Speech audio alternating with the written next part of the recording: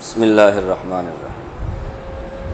آسمانی کتابیں رمضان المبارک میں نازل ہوئیں، اسی وجہ سے عام طور پہ اللہ تعالیٰ کی تمام کتابیں اسی مہینے میں یعنی رمضان المبارک میں نازل ہوئی۔ چنانچہ قرآن پاک لوح محفوظ سے آسمان دنیا پر تمام کا تمام اسی مہینے میں نازل ہوا، اور وہاں سے حسب موقع تھوڑا تھوڑا 23 سال کے زمانے میں نازل ہوا۔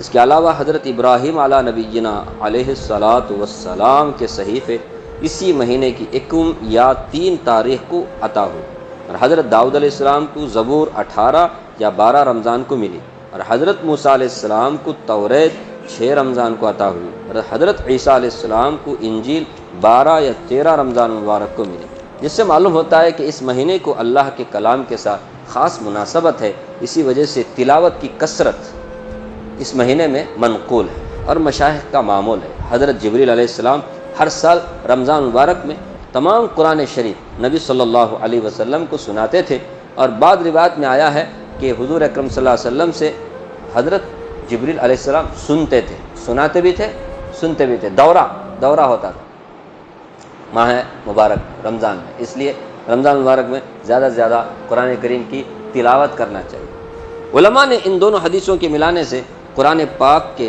دور کرنے کا جو عام طور سے رائج ہے استحباب نکالا ہے۔ بالجملہ تلاوت کا خاص اہتمام جتنا بھی ممکن ہو سکے کرے، اور جو وقت تلاوت سے بچے اس کو بھی ضائع کرنا مناسب نہیں ہے۔ نبی صلی اللہ علیہ وسلم نے اسی حدیث کے آخر میں 4 چیزوں کی طرف خاص طور سے متوجہ فرمایا، اور اس مہینے میں ان کی کثرت کا حکم فرمایا۔ ایک ہے کلمہ طیبہ اور استغفار، کہ اس کو زیادہ سے زیادہ پڑھنا، لا الہ الا اللہ یا اشہد ان لا الہ الا اللہ واشہد ان محمدا عبدہ ورسولہ۔ اس کے بعد استغفار، استغفر اللہ الذی لا الہ الا هو الحی القیوم واتوب الیہ، اور جنت کے حصول اور دوزخ سے بچنے کی دعا، اللہم انی اسألک الجنۃ واعوذ بک من النار۔ اس لیے جتنا بھی وقت مل سکے ان چیزوں میں صرف کرنا سعادت سمجھے۔ اٹھتے بیٹھتے اس کے لیے وضو بھی ضرورت نہیں، اٹھتے بیٹھتے چلتے پھرتے پڑھتے رہنے کا، کلمہ بھی، استغفار بھی، اور پھر جنت کو مانگنا، جہنم سے پناہ مانگنا۔ اور یہی نبی صلی اللہ علیہ وسلم کی ارشاد مبارک کی قدر ہے۔ کیا دقت ہے کہ اپنے دنیاوی کاروبار میں مشغول رہتے ہوئے زبان سے درود شریف یا کلمہ طیبہ کا بھی ورد رہے، اور کل کو یہ کہنے کا موقع منہ باقی رہے کہ میں گو رہا رہینے ستم ہائے روزگار، لیکن تمہاری یاد سے غافل نہیں رہا۔ اس کے بعد نبی صلی اللہ علیہ وسلم نے اس مہینے کی کچھ خصوصیتیں اور آداب ارشاد فرمائے۔ اول یہ کہ یہ صبر کا مہینہ ہے، یعنی اگر روزہ وغیرہ میں کچھ تکلیف ہو، دقت ہو، تو اسے ذوق اور شوق سے برداشت کرنا چاہیے۔ یہ نہیں کہ مار دھاڑ، ہول پکار، شور شرابہ جیسا اکثر لوگوں کی گرمی کے رمضان میں عادت ہو جاتی ہے۔ اسی طرح اگر اتفاق سے سحر نہ کھائی گئی تو صبح سے ہی روزے کا سوگ شروع ہو گیا۔ اسی طرح رات کی تراویح میں اگر دقت ہو تو اس کو بڑی بشاشت سے برداشت کرنا چاہیے، اس کو مصیبت اور آفت نہ سمجھے کہ یہ بڑی سخت محرومی کی بات ہے۔ ہم لوگ دنیاوی معمولی اغراض کی بدولت کھانا پینا، راحت آرام سب چھوڑ دیتے ہیں، تو کیا اللہ کے رضا کے مقابلے میں ان چیزوں کی کوئی وقات ہو سکتی ہے؟ تو یہ صبر کا معنی، ہر ایک کو تھوڑا کنٹرول کرے، غلاٹا ولاٹا سب نہ کرے، لڑائی جھگڑا نہ کرے، تو کرے تو بھی صبر کرے، بولے مجھے روزہ ہے بھائی، روزہ ہے۔ پھر ارشاد غمخواری کا مہینہ، یعنی غریب و مسکینوں کے ساتھ مدارات کا برتاؤ کرنا، ان کے ساتھ اچھا برتاؤ کرنا، ان کے ساتھ اچھے طرح پیش آنا۔ اگر 10 چیزیں اپنی افطاری کے لیے تیار کیے تو 2-4 غریبوں کے لیے بھی کم از کم ہونی چاہیے، ورنہ اصل تو یہ تھا کہ ان کے لیے اپنے سے افضل نہ ہوتا تو کم از کم برابری ہی تو ہوتی۔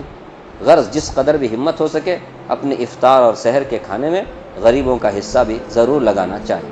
صحابہ کرام امت کے لیے عملی نمونہ اور دین کے ہر جز اور ہر حصے کو اس قدر واضح طور پر عمل فرما کر دکھلا گئے کہ اب ہر نیک کام کے لیے ان کی شاہراہ عمل کھلی ہوئی ہے۔ ایثار غمخواری کے باب میں ان حضرات کا اتباع بھی دل گردے والے کا کام ہے۔ سینکڑوں اور ہزاروں واقعات ہیں جن کو دیکھ کر بجز حیرت کے کچھ نہیں کہا جا سکتا۔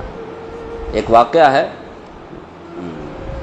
ابو جہم رضی اللہ عنہ کہتے ہیں کہ یرموک کی لڑائی میں میں اپنے چچا زاد بھائی کو تلاش کرنے چلا اور اس خیال سے کہ پانی کا مشکیزہ بھی لے لیا کہ اگر اس میں کچھ رمق باقی ہو تو پانی پلا دوں گا، ہاتھ منہ دھوؤں گا۔ وہ اتفاق سے پڑے ہوئے ملے، میں نے ان سے پانی کو پوچھا، انہوں نے اشارے سے مانگا، اتنے میں برابر سے دوسرے زخمی نے آہ کی۔ چچا زاد بھائی نے پانی پینے سے پہلے اس کے پاس جانے کا اشارہ کیا۔ اس کے پاس گیا، پوچھا تو معلوم ہوا کہ وہ بھی پیاسے ہیں، پانی مانگتے ہیں، کہ اتنے میں ان کے پاس والے نے اشارہ کر دیا۔ انہوں نے بھی خود پانی پینے سے پہلے اس کے پاس جانے کا اشارہ کیا۔ اتنے میں وہاں تک پہنچا تو ان کی روح پرواز کر چکی تھی۔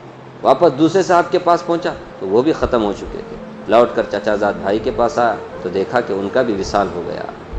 اللہ، یہ ہیں ہمارے اسلاف کے آثار کہ خود پیاسے جان دے دی اور اجنبی بھائی سے پہلے پانی پینا گوارا نہیں کیا، مرتے وقت بھی ایثار۔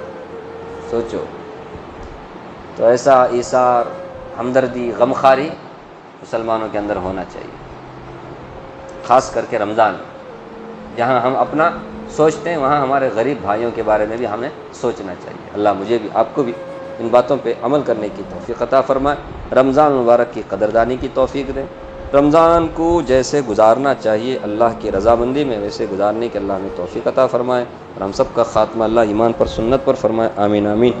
سبحان اللہ و بحمدہ، سبحانک اللہم و بحمدک۔